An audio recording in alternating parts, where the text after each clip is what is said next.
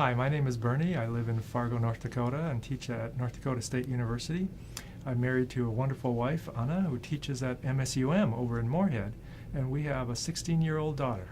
So I'm a geologist, and I got a bachelor's degree in geology from the University of Minnesota, and also a bachelor's degree in geophysics. And then I went on to do my PhD there too. As a kid growing up in St. Paul, Minnesota, I watched the Apollo moon landings, and it made me very excited. I became fascinated with space exploration. And a few years later, I was introduced to a professor at the University of Minnesota who actually had some moon rocks that had been returned from one of the lunar missions. And he showed those to me, and it was a very exciting time. A few years later, I was introduced to a different professor at the University of Minnesota who is a paleontologist, and I was able to accompany him and his class out to western Montana on a search for fossils. After that, I decided I wanted to become a geologist. So the professor that was looking at the moon rocks eventually became my PhD advisor. And what was interesting is that he was trying to understand how the moon formed. And it turns out that moon rocks have some similarities, but also differences with Earth rocks, and I found that fascinating.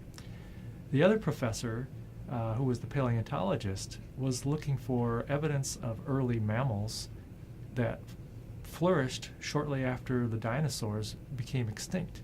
And I found that researching the history of life on Earth was also something that interested me greatly. Well, the reason, of course, is that I'm just a curious person, and I always have been ever since I was a little kid, trying to take apart things like watches and motors and even light fixtures. I wouldn't recommend that. So once I got to the university, I became involved as a late undergrad in research projects, and then, of course, when I went to graduate school. So I've got two main areas of research right now. One of them has to do with the generation of road dust out in western North Dakota due to the oil boom. And what we're interested in is, what is this dust made out of? Are there any hazardous materials in it? How much is generated? And potentially, would it be a health hazard? One of the other areas that I'm researching is on gold deposits. And I've got a current project on a gold mine out in Nevada, and we're trying to understand where the gold came from, how much is there, why it's there. And the goal of that is to be able to research more gold deposits. Absolutely. One of the big benefits that they can get is learning how inquiry is actually done.